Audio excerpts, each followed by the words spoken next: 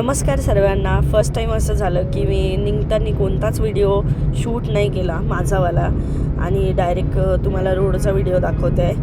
हे आहे गुडगाववाला रोड, जे तुम्ही मागच्या ब्लॉगमध्ये बघितलाच असेल. मग नंतर आम्ही लागलो मुंबई दिल्ली एक्सप्रेस हायवे, याच्याहून आम्ही चाललो होतो मेहंदीपूर बालाजीला. इथे तुम्ही बघू शकता, तुम्हाला तूर गहू वगैरे काहीच नाही दिसतील. इथे सरसो दिसेल, जिथे तिथे मोहरीचे झाडं दिसतील. त्याच्यानंतर आम्ही आलो या हॉटेलवर आणि तिथे होती ओल्ड राववाली हॉटेल. तिथे थांबलो आणि चाय पिला. हे चहा कुल्हडमध्येच भेटते इकडे सगळीकडे. दिल्लीहून 3 तासाने आम्ही पोहोचलो राजस्थान येथे आणि आम्हाला अलीकडेच थांबायचं होतं मेहंदीपूर बालाजीच्या दर्शनासाठी. आणि दक्षच्या फरमाईश तुम्ही बघू शकता. तुला काय खायचं? गुंजा.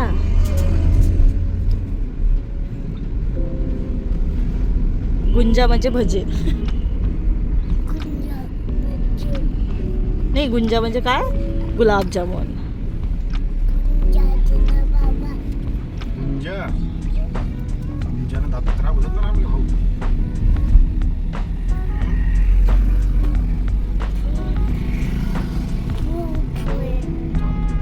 दोन दिवसाने होता दक्षचा वाढदिवस आणि आम्ही ठरवलं होतं की मेहंदीपूर बालाजीच्या दर्शनाला दक्षला न्यायचं आहे, कारण त्याचा वाढदिवस होता आणि एवढ्याहून छान सुरुवात कोणती नव्हती. आम्हाला इथे यायचंच होतं आणि आम्ही इथे पहिले पण 4-5 वेळा आलेलो आहे. जे आहे आमचं चांगलं ते इच्छामुळेच आहे.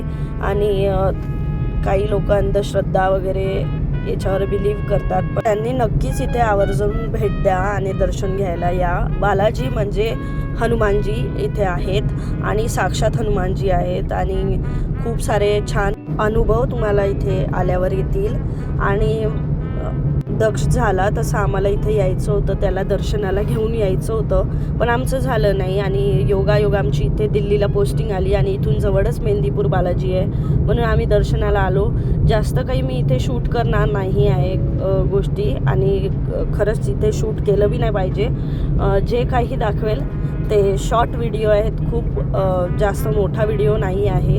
आणि बाकी सगळं तुम्हाला इथं आल्यावरच समजेल. दर्शनाला नक्की या, मी तर म्हणेल.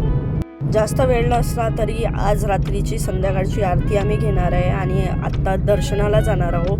तुम्ही पण अशी संध्याकाळची आरती करून, आरती इथे मेन असते, आणि दुसऱ्या दिवशी सकाळची आरती करून दर्शन करून तुम्ही इथून निघून जाऊ शकता. 2 आरत्या जरी घेतल्या, एकही आरती घेतली, दर्शन केलं तरी चालेल.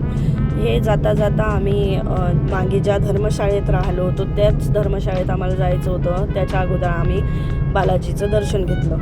त्याच्यानंतर दर्शन करून आम्ही रूम बुक केली आणि रूममध्ये गेलो आणि थोडासा आराम केला. 6 वाजले होते. 6:30 वाजता निघून गेलो. दक्षला भूक लागली होती म्हणून त्याला थोडे पापड खाऊ घातले आणि बस इथे आम्ही थोड्या वेळ थांबलो हॉटेलमध्ये आणि लगेचच आरती सुरू झाली. आम्ही दुरूनच आरती केली, कारण की तुम्ही बघू शकता भरपूर गर्दी होती. आणि पहिल्यापेक्षा जेव्हा आम्ही 3 वर्ष अगोदर किंवा 2 वर्ष अगोदर आम्ही यायचो इथे दर्शनाला, थांबायचो, तर हे मंदिर खूप वेगळं होतं आणि आता खूप वेगळं आहे. त्याच्यानंतर आम्ही गेलो बाबाजीच्या दर्शनाला, जिथे समाधीवाले बाबा असतात, आणि तिथे पण भरपूर असं नवीन बांधकाम झालं आहे. आणि आम्ही तिथे गेल्यावर पहिल्यांदा हे आम्ही आल्यानंतर आम्हाला दिसलं. त्याच्यानंतर दिवे वगैरे लावत होते इथे, हे सगळं काही बंद झालं. नंतर गणेशपुरी बाबा, जे समाधीवाले बाबा आहे, त्यांचं दर्शन घेतलं. नंतर आम्ही आलो. गणेशपुरी बाबा वेगळे होते, हे बाबा वेगळे आहेत. आणि मग आम्ही गेलो मेहंदीपूर बालाजीच्या दर्शनासाठी. त्यांच्या समोरच सीताराम आणि राधेकृष्णाची पण मंदिर आहे. आणि बघू शकता तुम्ही इथे खूप गर्दी होती रांगेमध्ये, तरी आमचं अर्ध्या घंट्यात दर्शन झालं आणि छान दर्शन झालं. असं पटापट दक्षचं आमचं दर्शन करून आम्ही निघालो समोर, जिथे आहे भैरव बाबा, जे झोपलेल्या अवस्थेत आहेत. आणि मग त्यांचं दर्शन झाल्यानंतर वरच्या दिशेने जावं लागते, तिथे आहे प्रेत्रा सरकार, आणि त्यांचंही दर्शन करून आम्ही छान असं दर्शन करून आम्हाला माहीत नव्हतं की उद्या आमचं दर्शन होणार की नाही, कारण की आम्हाला लवकर निघायचं होतं दुसऱ्या ठिकाणी जायसाठी. म्हणून आम्ही फटाफट आजच दर्शन घेतलं.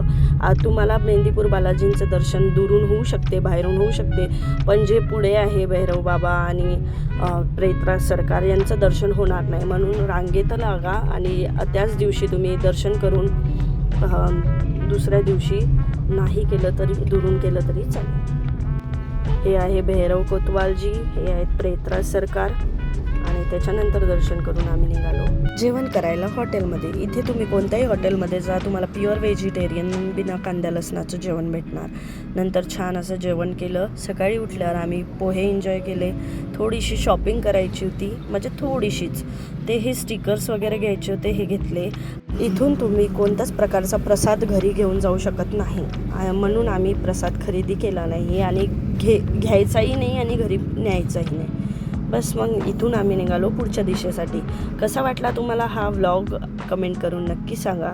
भेटूया नेक्स्ट व्लॉगमध्ये. तोपर्यंत बाय.